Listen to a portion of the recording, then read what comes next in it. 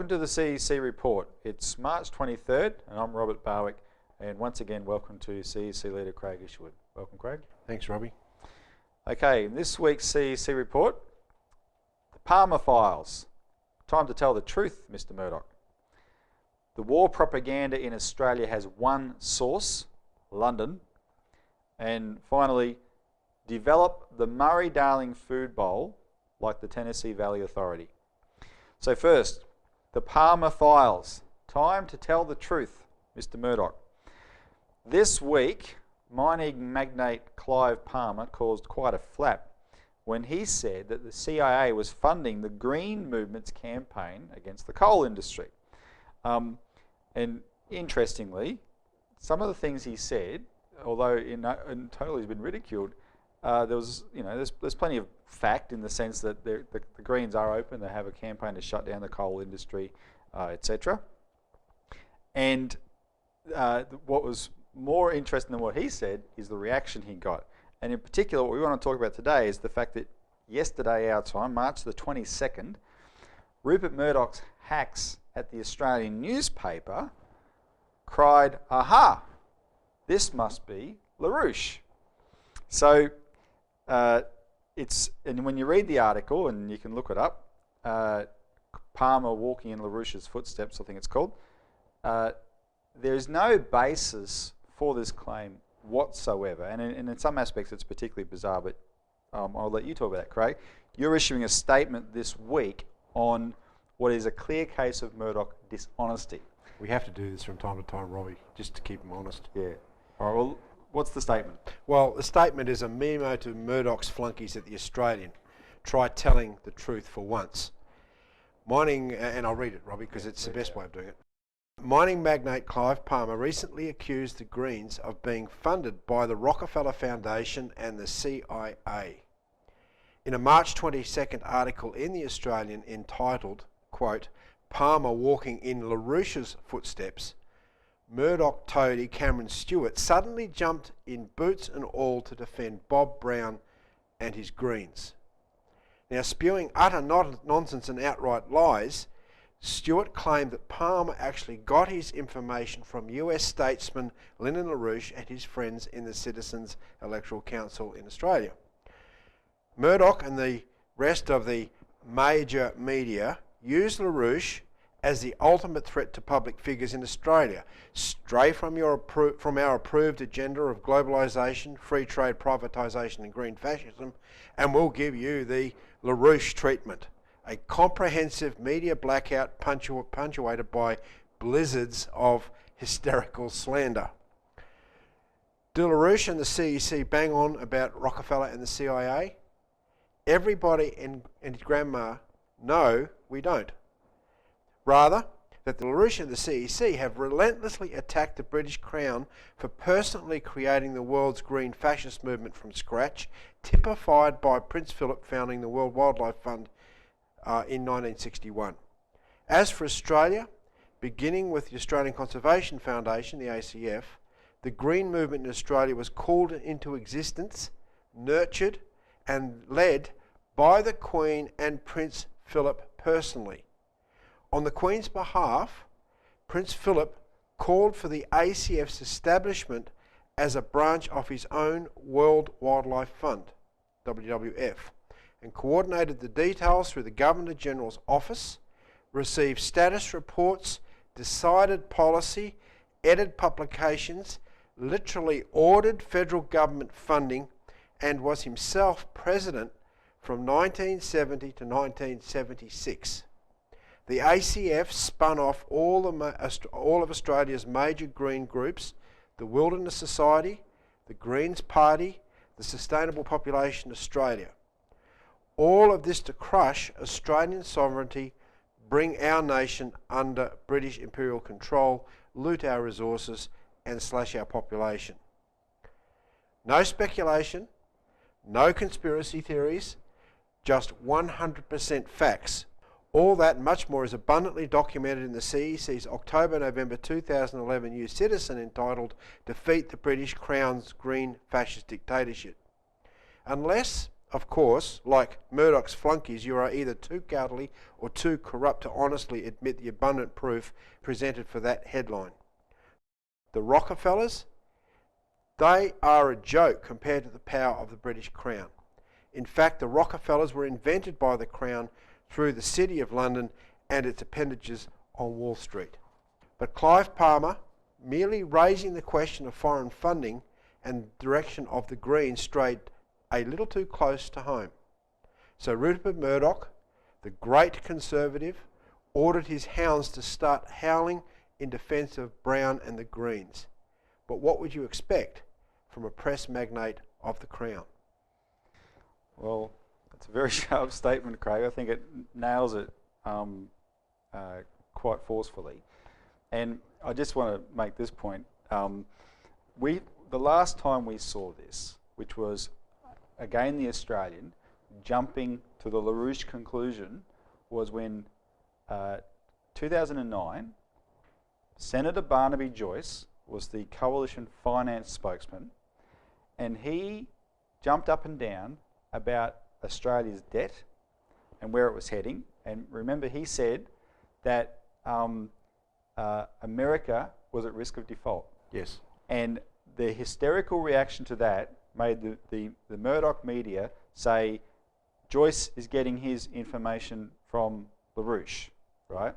Now, and of course, there's no relationship between us and Joyce, but that doesn't mean that, I mean, we were pumping out all this stuff, so Joyce was certainly, all members of Parliament, as we said, were getting their information from us. And also the people in his particular area, you know, St George, we have an enormous amount of coverage throughout the entire rural areas of Queensland, so he would have been getting this information from our supporters and people to actually see the sanity of what we're saying. But and the point is, as events later proved, because of that, he was on the money. Remember what happened last year, that America was that close to default. He was on the money.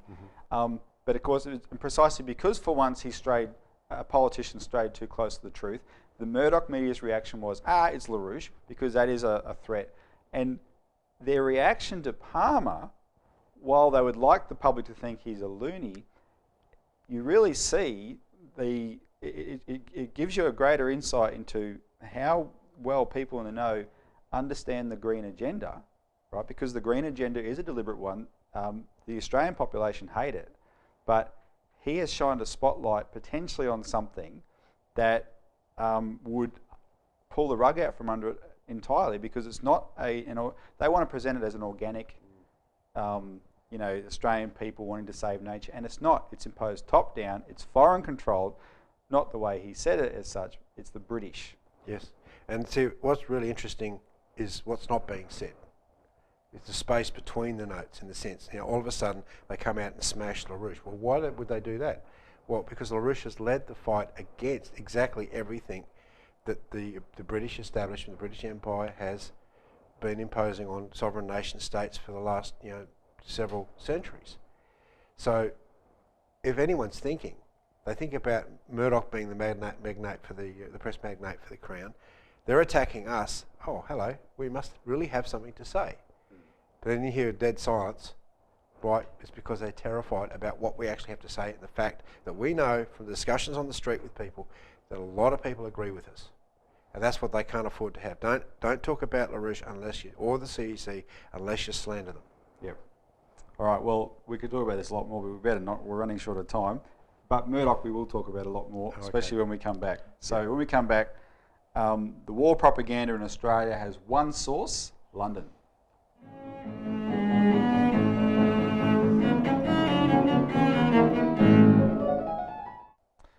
Welcome back to the CEC Report. So the war propaganda in Australia has one source, London. Since last week, the war drive against Iran has heated up even more. The Israeli Security Cabinet has voted to approve Netanyahu's decision to attack Iran. So that means an attack could happen any moment. And of course, if an attack happens, then that is the trigger for a back and forth escalation.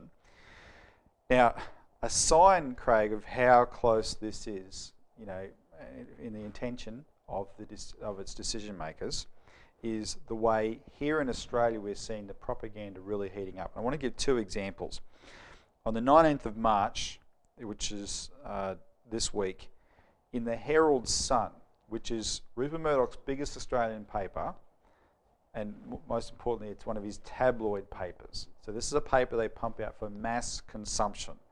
They don't write major treatises in this paper to prove facts. They just state their point of view, right? And it's designed to set a certain tone. So this week we saw one of Murdoch's hacks named Alan Howe. He penned a vicious attack on the leaders of Iran as Neanderthals. They're a deadly threat to Israel.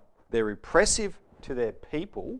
The implication there being that the Iranians will greet us as liberators, like the Iraqis were supposed to. And of course, they're deserving to be bombed. That's effectively the bottom line in not so many words, right? Because they're such a deadly threat. Now, here's the actual image of the Herald Sun article that this guy Alan Howe penned. Alan Howe is not a normal journalist. He is the executive editor of this Herald Sun. And if you want to know a bit about Alan Howe, I probably can't say everything I read about him. Just Google his name yourself. You'll see plenty of references to him. He has plenty of people who dislike him and put that up on the internet. But I'll tell you the basic things that sort of give his pedigree. He is very much part of the Rupert Murdoch's personal inner sanctum in Australia. Rupert Murdoch owns 172 papers around the world. He deployed those papers to make sure the Iraq invasion happened. Without those newspapers, Dick Cheney and George Bush and Tony Blair would not have pulled it off. They needed that propaganda. But they have this concept called editorial independence. And of course, they all claim that, there's no editorial control by Murdoch. Rubbish. Everyone knows it's rubbish. And it's people like Howe that make sure Murdoch gets to have his say. And Howe, turns out, he's a POM himself. Murdoch used him as a strike breaker when he busted the journalists' unions in England in the 1980s, right? And he's come here to sort of make sure that Murdoch's papers do their propaganda job. And that's what happened this week in this article. All right, another example. Last night, the Australian Institute of International Affairs hosted an event in Melbourne. It was called On the Edge of a Nuclear Crisis by Dr. Emmanuel Ottolenghi from the Foundation of Defence of Democracies in Washington. And this academic was there to prove that Iran is a nuclear threat to the Middle East, right? And the purpose of this event is pure propaganda. It doesn't matter even so much what's said there. What it does, it paints the picture that very serious, important bodies like the AIIA, the Australian Institute of International Affairs, are taking Iran's nuclear threat seriously. Therefore, it must be serious. But mark my words, the AIIA would have held similar events in 2002 on Saddam Hussein's weapons of mass destruction, right? And what did they prove to be? But of course, it helps. It sets the tone. And the most important thing about the AIIA is it is the sister organisation of the Royal Institute of International Affairs in London. If you've heard of the British Round Table, this is it, Chatham House. Yeah, I was going to say Chatham House, but this is also the organisation that just recently penned a very savage report against President Putin in Russia, which is then, that sort of decries their pedigree. They're simply a tool of the British Empire, the British Crown, and they intend to destroy sovereignties of nation states. Well, in a sense, they're like the academic steering house for the British Empire. You know, they help lay the pathway for British imperial strategy, right? Anyway, you went to this event last night. What can you report? Well, we went to the event to get a flyer out, basically putting on the table the fact that there is no, Iran is not looking towards developing weapons of mass destruction, you know, like WMDs, nuclear warheads and so forth. The Ayatollah has come out and said that they want to develop nuclear power. They've said that they want to do that for their people, but they've no interest in developing warheads unless, of course, they're attacked by Israelis. And this guy was wheeled out on the premise that if Israel does not attack Iran now, even though the United States National Intelligence Estimates come out and said Iran does not have nuclear war capabilities, nuclear war capabilities, even the Mossad agencies have come out and said the same thing. 16 different institutions in the US government come out and said the same thing. The idea is that we have to strike Iran early, before they get this capability, regardless of anything else. Because once they get it, it's too late. Now, this is a lie, and it's typical of the British institutions that promote this idea because they're covering up for the big issue, which is the fact that the global financial monetary system is in a process of disintegration. This Greek bailout idea is ridiculous. It's not going to work. The sort of level of austerity that's happening there now is literally killing people. Doctors and nurses have been on strike this week because of the sorts of cuts that they're putting up with. And the fact is that it's, in a sense, a policy of the last man standing. That right now you have Russia and China, and India to some degree. The governments, like for example under Putin in Russia, are supporting their populations. They are rejecting the British system of free trade of globalisation. And consequently, the British system, which is very much wrapped up in the disintegration of the financial system in Europe, is looking at losing the power to the China and Russian blocs. Therefore, rather than lose that power, they would rather foment a war. And there's a lot of illusions about this. Somehow you can just drop a couple of bunker buster bombs on Iran, and that's going to be the end of it. And that's the illusion, because the problem is that once this sort of thing happens, it can't be stopped. You get into retaliation by Iran using guerrilla warfare methods, irregular warfare methods. And the problem is the underestimation of these sorts of events is so insane by the likes of Netanyahu and Obama, it's sort of congruent with their insane mental states. But also what they've got to understand, what the population has to understand, is the Russians, especially, and the Chinese, who know that ultimately this agenda is targeted at them, they are fully aware of where this can go, yes, and where it will go. So and have said so, particularly Revolve, the foreign minister. So when Obama has moved the majority of his nuclear arsenal into the Persian Gulf, etc., right? They know that ultimately this is actually targeted at them. Yes. And then, that puts them in a defense posture, which means that it's the Wild West. Everyone's got their fingers on the trigger. And here's the British setting up Israel, literally setting up Israel, because they'll destroy Israel as well if they're allowed to pull this off. The irony of this event yesterday, Robbie, is apparently they thanked us for being there because we made the issue so important. But see, that always backfires, because a lot of those people in there will be confronted with the truth of what this organisation is trying to do. Because you got out these analyses by all these other people, yes, including may I say the former IAEA people who were proved to be right in 2002 when they said Iraq wasn't a threat. Yeah, they were proved to be right. They're now saying Iran's not a threat, and so you distributed that material at this meeting. And they're on notice. We're watching them. All right, we're running out of time quite easily today. We better end it there. When we come back, we're going to talk about an optimistic perspective for the Murray-Darling Basin.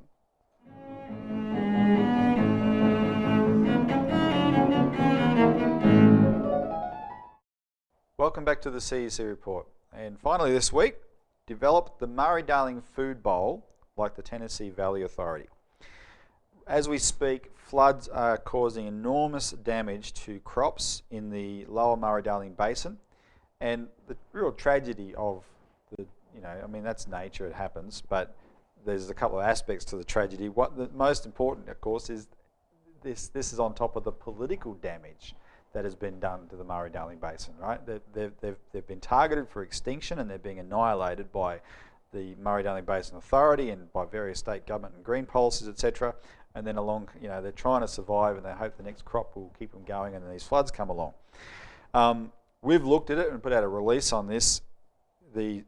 Sadly, most of the catastrophic damage is man-made.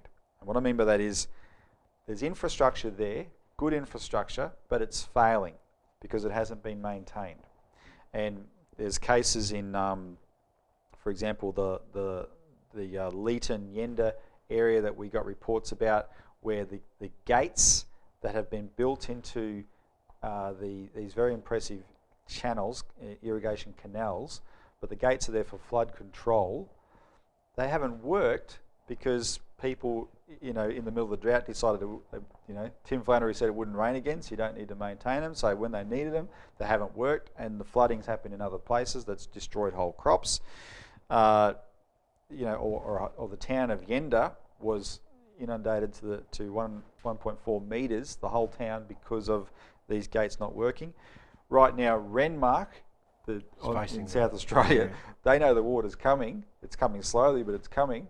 They've got levees that desperately need to be repaired, but neither the state government nor the federal government is willing to put up the money to do it. And so, the damage that this has been caused, you realise that if there was a commitment, Craig, to the functionality of this basin as our food bowl, we could make sure this damage didn't happen.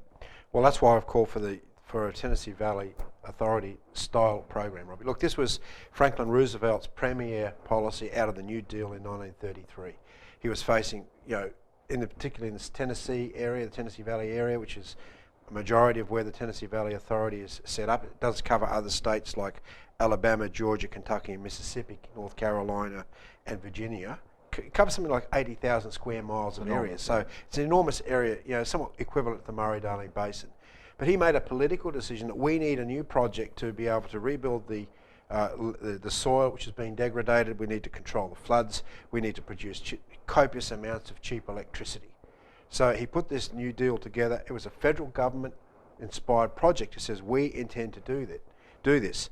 And he asked the Congress to create, and I quote, a corporation clothed with the power of government, but possessed of the flexibility and initiative of a private enterprise. So the idea was to embody the creativity of the local private institutions and transform the environment. That TVA now produces electricity for 9 million people. It produces the cheapest electricity in the United States. It's now moved into nuclear-powered facilities as well. It has something like, I counted something like 40 dams, right? And on the dams, because the whole thing is integrated, so they actually control the flooding. Yes, and you look at the lack of levee banks and the maintenance of these things. Think about the number of dams that haven't been built, right, in order to control the floodwaters, or the canals that haven't been maintained in order to shift that water away from vital farmlands. I mean, some of the farmlands are going to be underwater now for months because of the nature of the soils. So you're going to have massive soil degradation. Political policy, Rob, as we've said before, in our country is genocide. It's a policy, agricultural genocide. Get rid of family farmers, shut down farming, because the intention by the green groups that have shut down the sort of necessary technological investment into these farming areas and these types of projects like the MDBA is we don't need population. We don't need to produce food. We've got to reduce the world's population. So what we talk about as the Citizens Electoral Council through our large-scale infrastructure projects that we've published in the New Citizen and other places is that we have to have a different political idea. The role of government is exactly what Franklin Roosevelt did: promote the creativity of individual private enterprises to develop the country for the benefit of all people. Because if you're committed to making an area like the Murray-Darling Basin work as a food bowl, you can make it work. Yeah, absolutely. This idea that we're at nature's mercy is ridiculous. Yeah. All right, well, we better leave it there, though. So that's it for this week's CEC Report. Thanks for tuning in, and we'll see you next week.